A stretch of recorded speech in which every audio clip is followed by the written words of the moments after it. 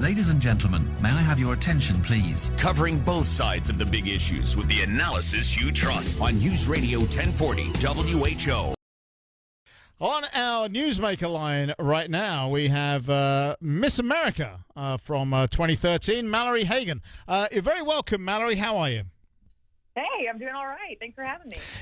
You really genuinely are welcome. It's a very interesting conversation you and I are about to have, and I appreciate you coming on because we're coming up to the 100th pageant, and there's apparently going to be some changes. A lot of this was sparked by what happened to you. So for those people who weren't paying attention, tell us what happened to you after you became Miss America.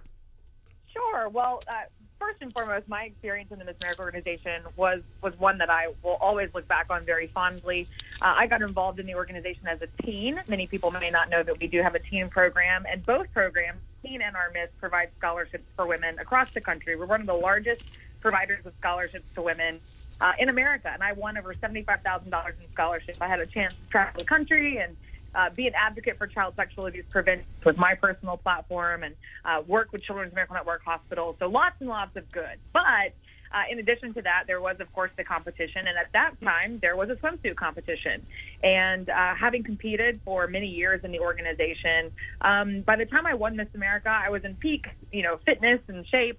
But that was really hard to sustain, especially living on the road for an entire year, in and out of hotels, no kitchen, things of that nature. And so I did face some public criticism during that time frame for gaining a little bit of weight post the competition. Not much, but enough, apparently, that it was noticeable. It's ridiculous.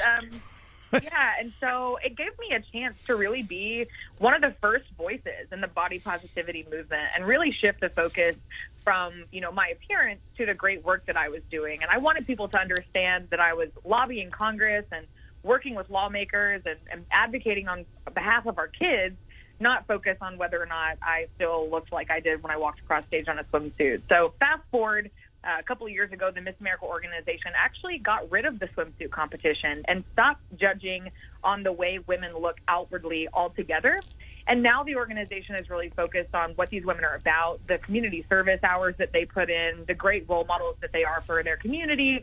And I'm really, really excited about those changes. And now, just today, we announced that we have a brand new wellness partner with Jonathan Bailor. He's the producer of Better Movie and SANE Solution. And so we are just thrilled that we're going to be producing an educational curriculum for the women across the country who participate, and anyone really, to better understand their wellness and focus more on their body's performance versus appearance. So we've seen a real shift in the organization over the last 10 years, and I'm really excited to be a part of it. Okay. I'm a girl dad, okay? I love that. I have two daughters. How old are your girls? They're adults now. They're 32 and 30. They're both married. They're incredibly wonderful young women. I'm so incredibly proud of them. You have no idea. So please understand, I'm coming from that position. But despite everything you've said, which I wholeheartedly embrace, by the way, all the winners of Miss America are beautiful women, right? I don't disagree with that statement. Right. So we're still, to a degree, and this isn't a criticism, it's a pageant, for goodness sake. So it's not in any way meant to be a criticism, but we're still, to a degree, judging on how women look if they want to be Miss America. And I think that's the right thing, by the way. Well, I think it's really important to remember that the changes that have transpired in Miss America are really, really new. Mm-hmm. Right? Anytime that huge structural change takes place in an organization like ours, it takes some time for that to really permeate. This year, the women who competed at the local level and across the country in every state, we had the most diverse group of women, from body diversity to their socioeconomic backgrounds, their religions. Like, it was the most diverse year that I think we've ever had in history. So we are seeing changes and progress.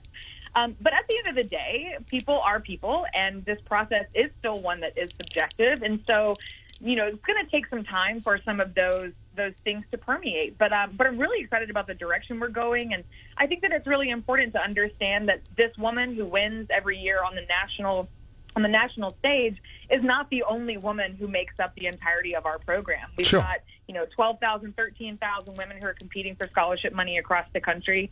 And we are seeing those changes at that level. And so I look forward to seeing the women who are there to celebrate the 100th anniversary this year. And I look forward to seeing the changes continue to happen over the years to come. Right, absolutely, and I don't disagree with anything that you just said. You suffered a lot more than a few people saying, "Oh, look, she put on a few pounds." Oh, right. I mean, we found some emails of them discussing you privately, the leadership of Miss America, right? Yeah, that did happen, and it was definitely a challenging time in my life for sure to endure that, and it was a lot deeper than just emails, right? It was pretty systemic, like me being ostracized from the program, and so it was harmful in more ways than one. But I think what's most important now is that I'm sort of on the other side of it, right? I've spent the last 8 years really trying to figure out what does being healthy mean to me, and finding Better Movie and really connecting with Jonathan Bailor and understanding that we can bring some sanity to this conversation. Play on words. They talk about eating sane foods and progress, not perfection, and being a version of your best self. And so that's what this new wave of Miss America women is going to experience, rather than my hope is, rather than body shaming or criticism for their outward appearance, that they're going to be learning tools for progress, not perfection, and that society will begin to see them in that light as well. That's a great thing. Of course, we're about to have the Iowa State Fair, as you heard me reference. Before I heard you talk about those corn dogs. Yes. 11 days of anything you can imagine and lots of things you can't imagine on a stick is perhaps not the ideal backdrop for this conversation, because there's a lot of people who are going to be definitely trying to lose a few pounds after the Iowa State Fair. And I'm not looking at myself. I think it's normal. Hey, listen, eating sane and being the best version of yourself means you also have to understand balance, right? Like, go to the fair, have a good time, have a corn dog. That's what the fair is for. And then understanding how to not shame yourself for doing that or feel guilty for doing that, but rather hop back on the horse. And when you make something a lifestyle and you understand how your body works, how your body, your brain, your hormones, your gut, all those things work together, it's a much healthier mental space to be in. So, yeah, have a corn dog, enjoy yourself, and then hop back on the wagon. Yeah, I'll be having a corn dog like every day. I would be too, just so we're clear. Okay. I don't know what my producer is on the other side of the glass. What's your go-to at the fair, Paul? Oh, gizzards, but I got a lot of stuff I got to try. Yeah, gizzards. Really? Chicken gizzards. Okay. Rather you than me. You got a lot of stuff you got to try? Yeah, rattlesnake sausage, new this year. Oh, yeah. That is new. Maple bacon cotton candy. Hang on a second. I will not be trying the rattlesnake sausage. If you were here, Mallory, would you be going for the rattlesnake sausage? That is an absolutely not. Yes. Definitely not. You and me both. Neither would I be going for the chicken gizzards. Me neither. But how about what was that? Maple bacon what? Maple bacon flavored cotton candy. That's a real thing. That's going to happen. Would you try that? I would be down to try that. Really? Okay. Yeah. All right. Maple bacon? That sounds delicious. Uh-huh. I'm looking forward to my pickle dog. That's fun. Right. Pickles, stuff with cream cheese and all kinds of good stuff. Those are really, really good. They are really, really good. If you ever make it, make sure you check out the pickle dog. Mallory, thank you so much for joining us. If people want to find out more about what is going on with the 100th anniversary of Miss America, is there a good place to go? Yeah, of course. We'd love to have them at missamerica.org to have all the information there. And then we also want them to go watch Better Movie to figure out how to eat sanely and develop that healthy lifestyle after a corn dog, of course. After the Iowa State Fair, obviously. Yeah. Thank you very much. Appreciate you. Have yourself a great rest of the day. And you'll have to come to the Iowa State Fair one year, and we'll see what we can get you to try. We have 63 new foods this year, just this year. Ooh, 63. I would love that. Yeah. I would love that. There you go. All right. Well, you know where we are. Okay? All right. Thanks for having me. You take care. You're welcome.